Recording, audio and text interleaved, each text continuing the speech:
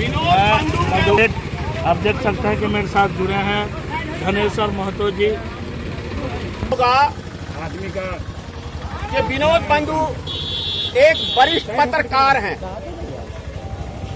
और देश का चौथा स्तंभ कहलाने वाला मीडिया का काम है सरकार से सवाल पूछना। और आज इस देश के अंदर जो भी मोदी सरकार के खिलाफ आवाज उठाता है, उनसे सवाल पूछता है, तो उसके ऊपर किसी न किसी तरीके का या तो ये मोदी सरकार उसकी हत्या करा देता है या फिर उसके ऊपर राजद्रोह का या देशद्रोह का मुकदमा कर दिया जाता है। जैसे कि अभी विनोद बंधु के ऊपर राजद्रोह का मुकदमा किया है, भारतीय मित्र पार्टी इसकी घोर निंदा करती है और इसीलिए हमने श्री नरेंद्र मोदी जी का, नीतीश कुमार जी का और गृह मंत्री अमित शाह जी का पुतला फूका है।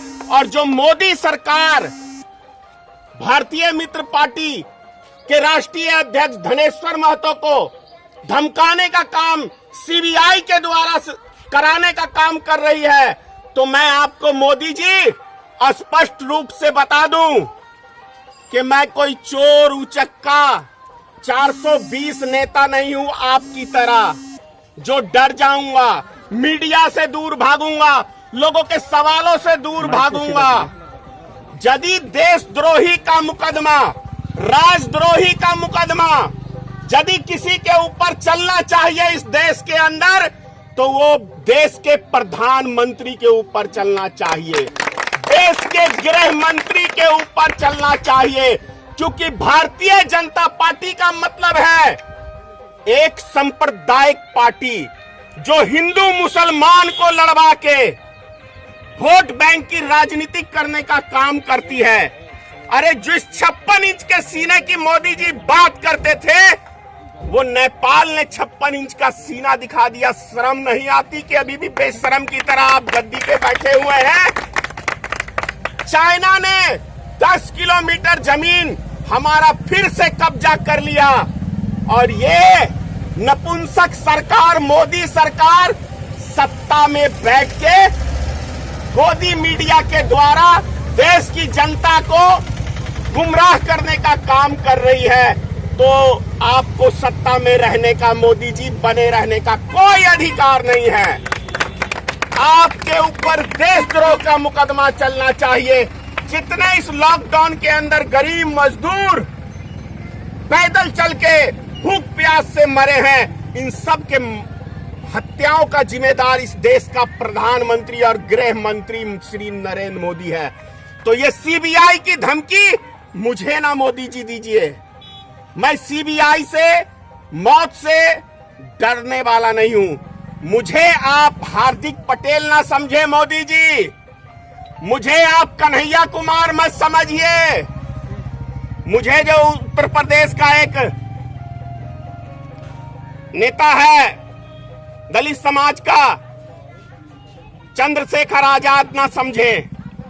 मैं धनेश्वर महतो हूं, सच्चाई के लिए लड़ता हूं और लड़ता रहूंगा, मरते दम तक लड़ता रहूंगा। डरना है और डरेगा कोई तो भारतीय जनता पार्टी की सरकार आपको डरना होगा। क्योंकि इस देश की जनता से आपने झूठ बोला। 2 करोड़ नौजवानों को प्रत्येक साल नौकरी देने का वादा आपने किया था।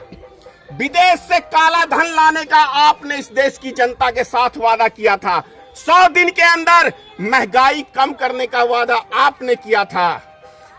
क्या कहते हैं, हर साल 2 करोड़ नौजवानों को रोजगार देने का आपने वादा किया था। 15-15 लाख गरीब को आपने वादा किया था। और पेट्रोल के ऊपर जब 2 रुपए बढ़ता था, तो वो सास भी बहू की वो रानी स्मृति ईरानी, सासू मां कहां है आज? जमीर आपका मर गया या आपकी आत्मा मर गई? प्रकाश जावड़ेकर जो 20 से 25 रुपए में पेट्रोल डीजल बिकवाने की इस देश में बात करते थे, प्रकाश जावड़ेकर साहब मैं आपसे पूछना चाहता हूं, आपकी आत्मा जिंदा है? या मर गई या लाश बैठी हुई है आपकी सत्ता में? इसका जवाब भारतीय मित्र पार्टी और देश का एक एक नौजवान, एक एक नागरिक, एक एक किसान आपसे जानना चाहता है कि जब 109 रुपए अंतर्राष्ट्रीय बाजार में कच्चे तेल की कीमत थी, तब इस देश में 74 रुपए डीजल पेट्रोल बिकता था और आज सिर्फ 30 रुपए है, यानी 19 रुपए कच्चे तेल की कीमत है। तो 49 रुपए आप दे रहे हैं, प्रॉफिट ले रहे हैं 49 रुपए पर लीटर, जो दुनिया के किसी मुल्क के अंदर इतना बड़ा टैक्स कोई डीजल पेट्रोल पे कोई सरकार वसूली जनता से नहीं कर रही है। 49 रुपए डीजल पेट्रोल पे आप समझिए, तो देश की जनता को लूटने का काम मोदी जी आप करते हैं, हम नहीं करते। देश की जनता को गुमराह करने का काम आप करते हैं। इस लॉकडाउन के अंदर भी आपने हिंदू मुसलमान करके बीमारी का नाम देने की कोशिश की है। तो राजनीतिक यदि इस देश में कोई करता है, कोई गुमराह करता है, देश की छवि खराब करने का काम सिर्फ और सिर्फ भारतीय जनता पार्टी ने किया है। तो ये सब सवालों के जवाब के डर के मारे हर विपक्षी नेता को या तो पाकिस्तानी बताया जाता है या उनके ऊपर देशद्रोही का या राजद्रोही का मुकदमा लादा जाता है। तो मैं मुकदमों से नहीं डरता मोदी जी, और ना मरने से डरता हूं। जो आया है उसको एक दिन जाना है, यही दुनिया का एक सत्य है। अब कैसे कर सकते हैं कि आपके ऊपर सीबीआई जांच बैठाई गई? अगर बैठाई भी गई तो मोदी जी का कैसे? 2 दिन सीबीआई ने फोन करके मेरे साथ पूछताछ फोन पे किया है, वार्ता किया है, आज भी किया है। वो फेक कॉल भी हो सकता है। मैंने उसकी आईडी चेक करी है, वो सीबीआई विभाग से है। उसने खुद भी कहा कि आप मेरी आईडी चेक कर सकते हैं। आपको लगातार कॉल्स आते रहे, हजारों के हिसाब से मोदी के आदमियों ने मुझे जान से मारने की धमकी दी है, और यदि मेरी हत्या होती है तो उसके पीछे नरेंद्र मोदी और योगी आदित्यनाथ का हाथ होगा। मैं आज आप मीडिया के बीच में कह रहा हूं कि यदि धनेश्वर महतो की हत्या होती है तो ये हत्या का जिम्मेदार नरेंद्र मोदी और योगी आदित्यनाथ की सरकार होगी। आपकी जितने भी पोस्ट आ रहे हैं सोशल मीडिया पे काफी लोग पसंद कर रहे हैं, इसीलिए घबरा गई ना। मेरे से सीबीआई वाले बोल रहे हैं कि आपकी हमने 400 वीडियो चेक किया है। जो आप आजादी का, आसाम के अंदर 19 लाख आदमियों की नागरिकता गई, तो आपको क्या कहते हैं, जिसके अंदर 14 लाख से ऊपर हिंदू हैं। तो किस हिंदू की बात करते हैं अमित शाह जी? और आज जो इस लॉकडाउन के अंदर हजारों की संख्या में गरीब मजदूर मरे, वो हिंदू नहीं थे, वो इस देश के नागरिक नहीं थे। और जो करोड़ों के हिसाब से बेरोजगारी किया है आपने, ये सब क्या है? अब मैं तो कह रहा हूं, अगर शर्म लिहाज कुछ किसी गत्तर में, किसी कोने में मोदी जी आपके हैं, तो आज ही आप इस्तीफा दे दे इस गद्दी से। क्या आगे आप जारी रखेंगे? भारतीय मित्र पार्टी का मैं धनेश्वर महतो ये संकल्प लेता हूं कि अमित शाह ने कहा था कि कांग्रेस मुक्त भारत बनाएंगे, और मैं धनेश्वर महतो प्रतिज्ञा करता हूं आप सबके सामने कि भाजपा मुक्त भारत को बनाएंगे, भाजपा मुक्त। जय हिंद। लॉकडाउन को आप समर्थन करते हैं? नहीं।